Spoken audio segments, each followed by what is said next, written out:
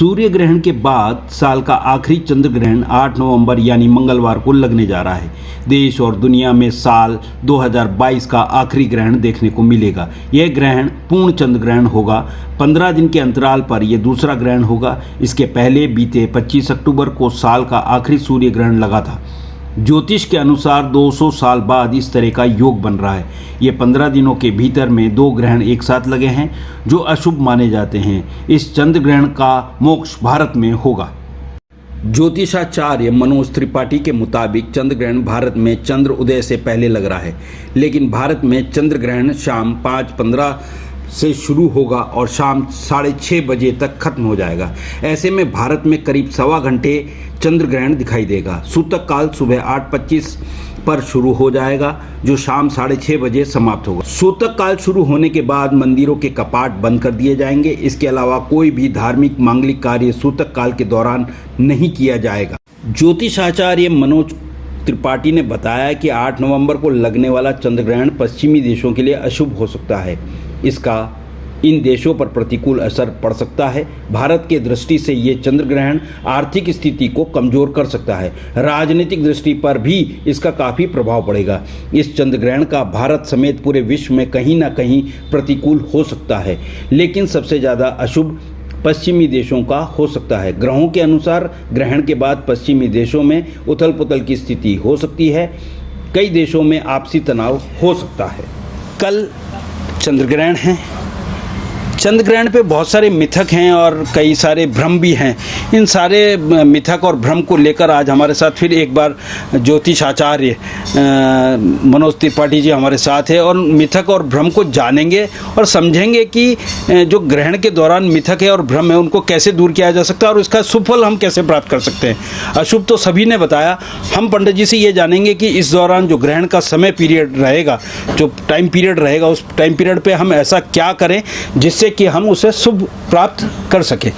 तो पंडित जी एक बार फिर स्वागत है आपका, बहुत बहुत धन्यवाद। प्रभु, आप विश्वविख्यात ज्योतिष आचार्य हैं। ग्रहण पे किन किन राशियों पर अशुभ प्रभाव पड़ेगा और किन राशियों को शुभ फल मिलेगा? देखिए, चूंकि ये चंद्र ग्रहण है, इस कारण से मेष राशि वालों को धन हानि और रोग संबंधी परेशानी उत्पन्न होने का पूर्ण खतरा है। वृषभ राशि वालों को धन हानि साथ में चोट लगने का खतरा है। वहीं मिथुन राशि वालों के लिए धन लाभ, आकस्मिक किसी प्रकार का संपत्ति से संबंधित जो विवाद चला आ रहा है वो समझौता भी हो सकता है उसमें। कर्क राशि वालों को चिंता बढ़ेगी, रोग भय बढ़ रहा है। सिंह राशि वालों को मुकदमा कायम हो सकता है, अन्यथा सड़क के ऊपर चोट लगने का खतरा बनता है। कन्या राशि वालों को उदर रोग और विशेष तौर पर गुर्दे से संबंधित परेशानी पैदा करेगा। वहीं तुला राशि वालों को स्त्री और स्त्री के केस में उसको पति का किसी प्रकार का अशुभ फल मिल सकता है या उनके प्रति चिंता बढ़ जाएगी। वृश्चिक राशि वालों को भी संपत्ति से संबंधित परेशानी पैदा होने वाली है। वहीं धनु राशि वालों को सम्मान हानि, रोग भय उत्पन्न होगा। मकर और कुंभ राशि वालों को आकस्मिक धन लाभ, बरसों से चले विवाद निमट सकते हैं। आकस्मिक धन लाभ के साथ साथ नया वाहन खरीदने के योग बन सकते हैं। वहीं मीन राशि वालों को विशेष तौर पे नुकसान होने का खतरा है। अगर वो पॉलिटिकल यानी कि राजनीतिक परिप्रेक्ष्य से आते हैं तो आप ये निश्चित समझिए कि राजनीति में उनको कहीं ना कहीं हानि होगी या उनके सम्मान हानि की पूर्ण संभावना बनती है। 12 राशियों में से केवल 3 राशि वालों को ये ग्रहण फलदायी है, बाकी लोगों को अशुभ फल देता है। पंडित जी, 15 दिन के भीतर दूसरा ग्रहण है, कैसा प्रभाव रहेगा इस धरती पर?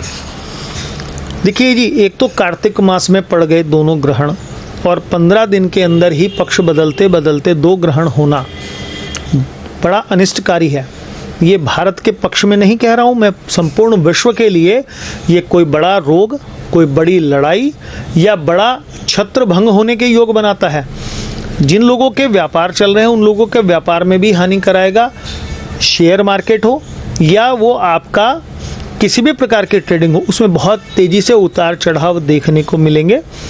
विशेष तौर पे जो शनि से संबंधित वस्तुएं हैं जैसे पेट्रोलियम, पत्थर, शराब आदि और जो राहु से संबंधित वस्तु हैं, जैसे इलेक्ट्रॉनिक्स, इलेक्ट्रिकल, मोबाइल नेटवर्किंग, इन सब चीज़ों के अंदर नुकसान होता मैं देख रहा हूँ। जिन लोगों का इस क्षेत्र से जुड़ा हुआ काम है, उन लोगों को विशेष सावधानी से व्यापार करना चाहिए, उनको नुकसान होगा। भारत के पक्ष में इस बात के मैं ये कहूँगा, चूँकि भारत एक योग भूमि है, भारत भोग भूमि नहीं है अमेरिका यूरोप के समान से, तो इन ग्रहों का बहुत ज़्यादा दुष्प्रभाव भारत की राजनीति, भारत के देशवासियों के ऊपर नहीं पड़ने लगा। ये धर्मावलंबी लोग हैं, भगवत भजन करने वालों को किसी भी प्रकार का कष्ट नहीं होता है। जापे कृपा राम की होए, तापे कृपा करे सब कोई, न राहु न केतु ये किसी भी प्रकार से उनको कष्ट नहीं देंगे।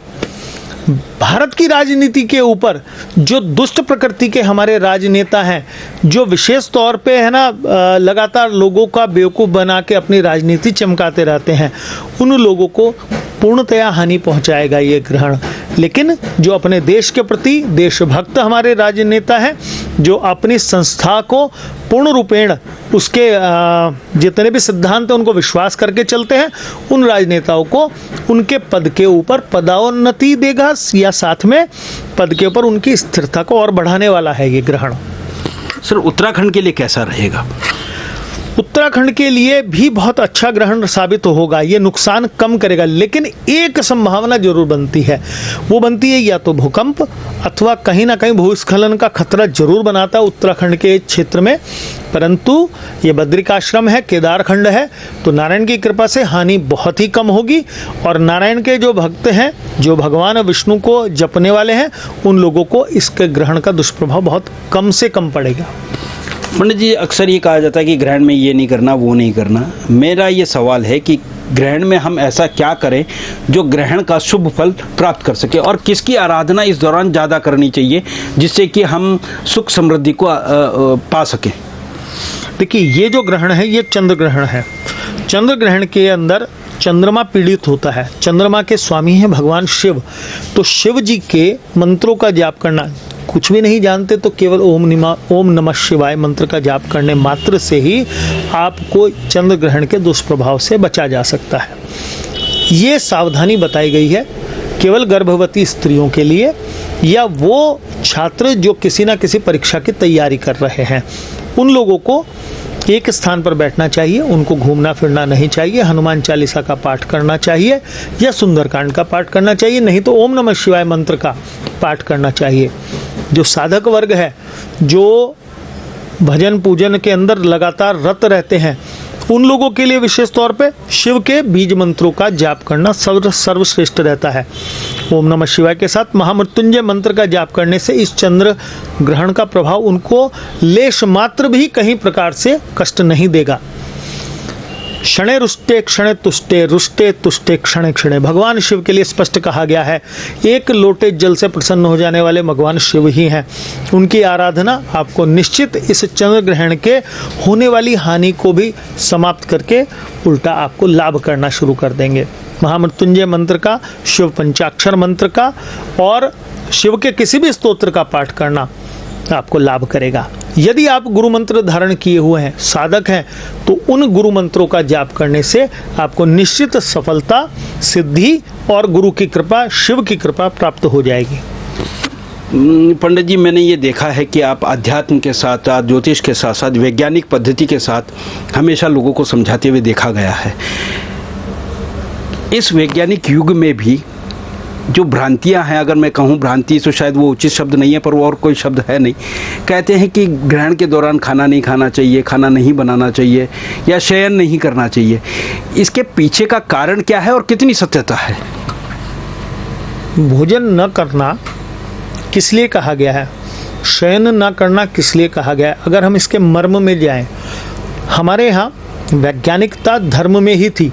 जितने धर्म के ज्ञानी थे वही वैज्ञानिक हमारे सनातन धर्म में रहे हैं, और जहाँ तक आज के विज्ञान पहुँच पा रहा है वहाँ हमारा धर्म उसकी जितनी भी परिकाष्ठा है उसको स्थापित कर चुका है।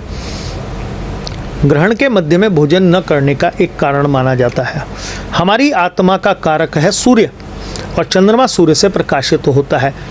जब भी चंद्र ग्रहण या सूर्य ग्रहण पड़ता है तो उस ऊर्जा को दूषित कर देता है छाया आकर बीच में। उससे ये माना जाता है कि जैसे नाभिकीय ऊर्जा से विकिरण फैलता है, उसी प्रकार से चंद्र ग्रहण या सूर्य ग्रहण के मध्य भी एक विकिरण या कहें कि नेगेटिविटी उन चीज़ों के ऊपर पड़ती है। गर्भवती स्त्री को या रोगी को इसीलिए कहा जाता है कि वो घूमे नहीं, सोए नहीं, केवल इसलिए क्योंकि नेगेटिव एनर्जी जब आपका आपके ऊपर नियंत्रण नहीं है, यानी कि आप सो रहे हैं, आपका आपके ऊपर नियंत्रण नहीं है, आप रोगी हैं, दूसरे के ऊपर आप आश्रित हैं, ऐसे समय में एक स्थान पर बैठकर हनुमान चालीसा, सुंदरकांड या शिव के बीज मंत्रों का पाठ करने से वो पॉजिटिविटी वाइब्रेशन पॉजिटिव होती जाती है, तो विकरणीय प्रभाव आपसे दूर होते चले जाते हैं। आप नाद का अनुभव स्वयं कर सकते हैं। जब आप ओम का भी मंत्र का जाप करते हैं तो आपको झंकृत कर देता है, आपके मन को भी झंकृत कर देता है, तो वही वाइब्रेशन आपको इस नाभिकीय ऊर्जा जो प्राप्त होती है, हमें विकिरण हमारे ऊपर आ रहा है, इसको आपसे दूर कर देता है। जब दूर कर देता है तो उसका विषाक्त प्रभाव आपके ऊपर नहीं पड़ता। भोजन भी तो विषाक्त होता है, जैसे गर्मी में किसी भी प्रकार का भोजन रख दें वो कुछ समय में ही सड़ जाता है, सर्दी में नहीं सड़ता। इसी प्रकार से उस भोजन को इस विकरणीय प्रभाव से दूषित होने का प्रभाव पड़ता है।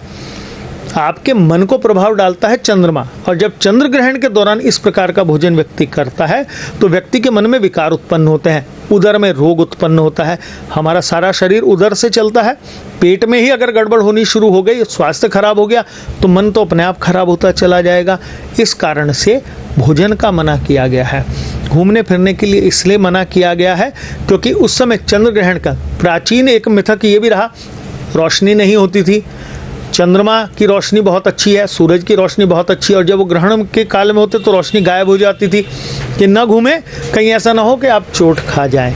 लेकिन विकरणीय प्रभाव से गर्भवती स्त्री और छात्रों को, रोगियों को बचाने के लिए भी कहा गया सोए नहीं, बैठें और भगवत भजन करें, क्योंकि आप आश्रित हैं इस समय किसी न किसी रूप में किसी के ऊपर, इसलिए मना किया गया है इसको।